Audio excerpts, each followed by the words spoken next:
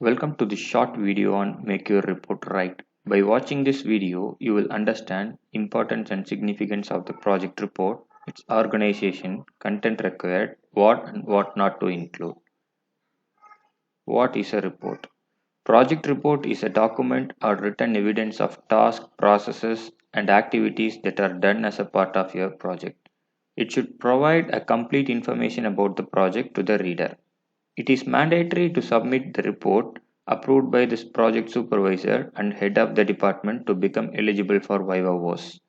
Plagiarism in any form at any part of the report is strictly prohibited. This is the general organization of a project report. It should have cover page, title page, bona fide certificate, acknowledgement, abstract, table of contents, list of tables, list of figures, list of symbols, abbreviations and nomenclature, chapters which includes introduction, literature survey, methodology, results and discussion, conclusion and future work, references, plagiarism report and appendix. This is the page requirement for a project report. The abstract should be 1 page, introduction should be minimum of 4 pages, literature survey 15 pages, methodology should be 20 to 30 pages, conclusion and future work should be minimum of 3 pages. The title should convey the area and scope of your project. It should not be the generalized one.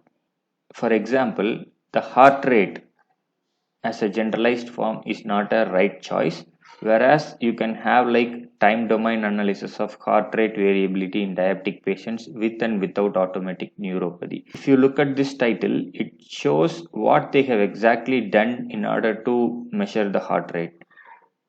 If you look at the second example, the truck weight measurement, it is the general title which will not have any information about the novelty of your project. The right choice can be truck weighing based on the suspension of the vehicle. So if you look at that title, it shows how novel it is. The abstract should be the one-page summary of the report. It should be of 250 to 350 words, precise and informative. The abstract should cover the main aims and objectives of the project, processes and methods used, advancements made, followed with a conclusion of 2 to 3 lines discussing about the results and scope of the project. For a better understanding, you can look at this example. Here, in the first part, which is marked in the yellow color, they have discussed about their objectives or the purpose of this study. And in the second part, which is marked in the blue color, they have explained what actually they have done in their project, that is methodologies. And in the third part, which is marked in the red color, they have discussed about what they have achieved in the project, and they have also discussed about scope of the project. Table of content is a nutshell of the complete project report. You should list all the titles and subtitles present in the project report. The list should be in the chapter order. You should list all the tables and figures used in the report with appropriate numbers in the tables and figures part. It eases the reader to locate diagrams, charts, and tables in the document. All other nonverbal materials used, such as charts, graphs, maps, photographs, and diagrams, may be designated as figures. Introduction. In this part, you can explain the importance of your project, convince the reader why this was chosen, the nature and scope of the problem, how important it is to be solved and its impacts. Elaborate the objectives of your project and methodologies with its background.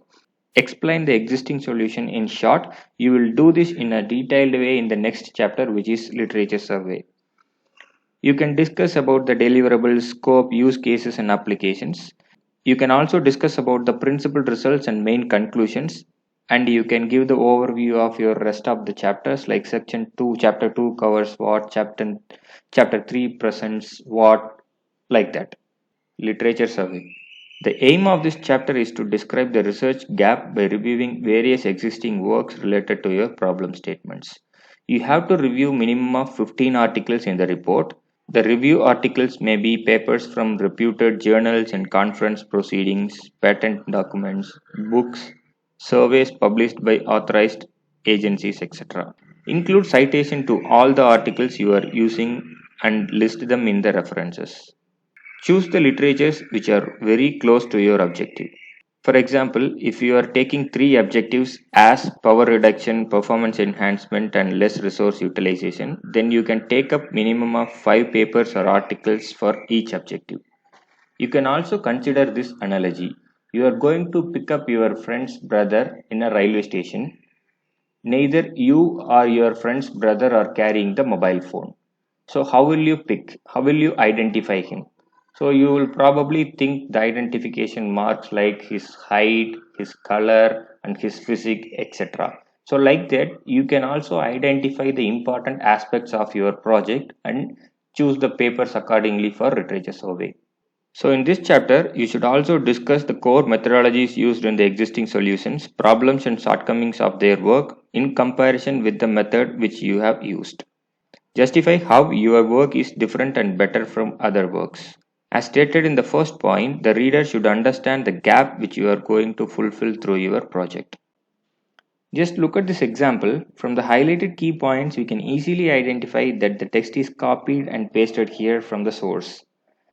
Here it is like we design, we reach, and this should not be the case. And this is not a right practice. You can use this style for literature survey. Read all the articles, whatever you have used as a reference in your project, and understand what they have done and what they have achieved in their work. In your own words, explain the background and introduction of their work.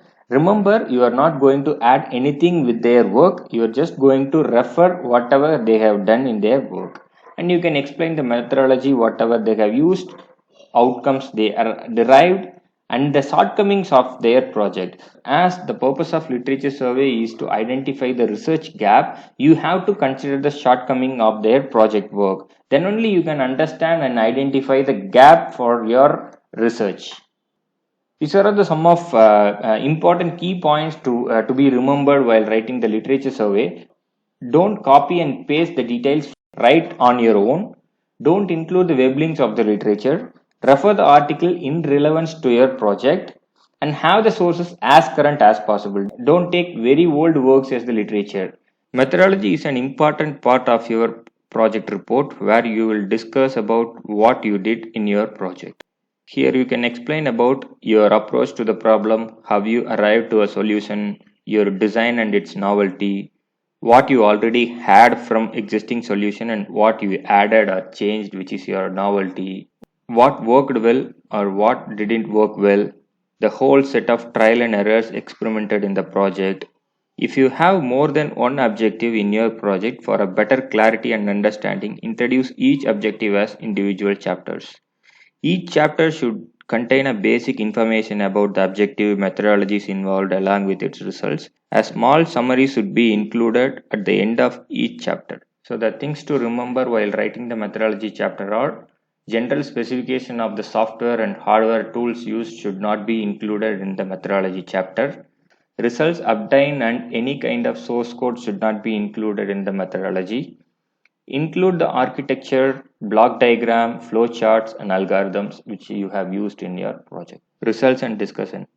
If you are writing methodology as a single chapter, then include the results and discussion as a separate chapter. Otherwise, include the results and discussion in the particular chapter itself. Present your results in a logical sequence, highlight what is important and how the data you obtained have been analyzed to provide the results. You can use graphical representations like graphs, charts, etc. to represent the results.